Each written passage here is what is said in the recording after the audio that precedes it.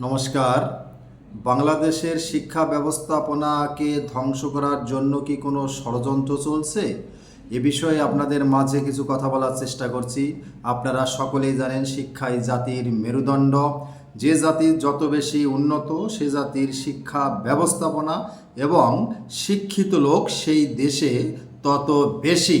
আমাদের দেশের শিক্ষা ব্যবস্থাকে ধ্বংস করার জন্য দেশি বা বিদেশি কি কোনো ষড়যন্ত্র চলছে? আপনারা জানেন 5ই আগস্ট থেকে অর্থাৎ 2024 সালের 5ই আগস্টের পর থেকে বাংলাদেশে শিক্ষার অবস্থা কেমন চলছে, ছাত্রছাত্রীরা কেমন লেখাপড়া করছে, স্কুল কলেজ বিশ্ববিদ্যালয়ে পড়ালেখার চেয়ে কি রাজনীতি বেশি চলছে, বা যে কোনো বিষয়ে ছাত্রছাত্রীরা কি রাজপথে নেমে আসছে, সব কিছু মিলে স্কুলে কলেজে কেমন চলছে, বিশ্ববিদ্যালয়ে পড়ালেখা এ সম্পর্কে আপনারা মন্তব্য করবেন।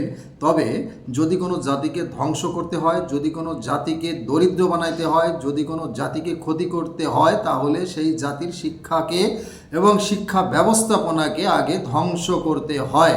অর্থাৎ সেই দেশের শিক্ষা ব্যবস্থাপনাকে যদি ধ্বংস করা যায়, সেই দেশের লেখাপড়াকে যদি নিরুৎসাহিত করা যায়, সেই দেশের ছাত্রছাত্রীকে যদি অন্যভাবে প্রভাবিত করা যায়, অর্থাৎ পড়ালেখার চেয়ে অন্যদিকে মনোনিবেশ করা যায়, যেমন ব্যবসা বাণিজ্য, আয় ইনকাম, এমনকি রাজনীতি সমাজনীতি বিভিন্ন দিকে যদি মনোনিবেশ করা যায়, তাহলে সে দেশের শিক্ষা ব্যবস্থা কিন্তু ধ্বংস হয়ে যায়। অর্থাৎ শিক্ষা ব্যবস্থাপনা ধ্বংস হয়ে গেলে তাহলে সে জাতি কিন্তু উন্নত হতে পারে না, বরং উন্নত থেকে অবনতির দিকে ধাবিত হয়।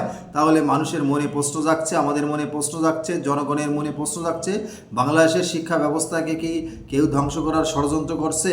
আমাদের কি পিছিয়ে দেওয়ার কেউ চেষ্টা করছে? সকলের নজর রাখতে হবে, লক্ষ্য রাখতে হবে, কারণ এই দেশটি আপনার আমার রক্তের বিনিময়ে একটি স্বাধীন সার্বভৌমত্ব দেশ। এদেশকে সুন্দরভাবে রক্ষা করার দায়িত্ব, এদেশকে এগিয়ে নেওয়ার দায়িত্ব আপনার আমার সকলের। অতএব আপনার আমার খেয়াল রাখতে হবে এদেশকে নিয়ে কেউ কি ষড়যন্ত্র করছে বাংলাদেশের শিক্ষা ব্যবস্থাকে ধ্বংস করার জন্য।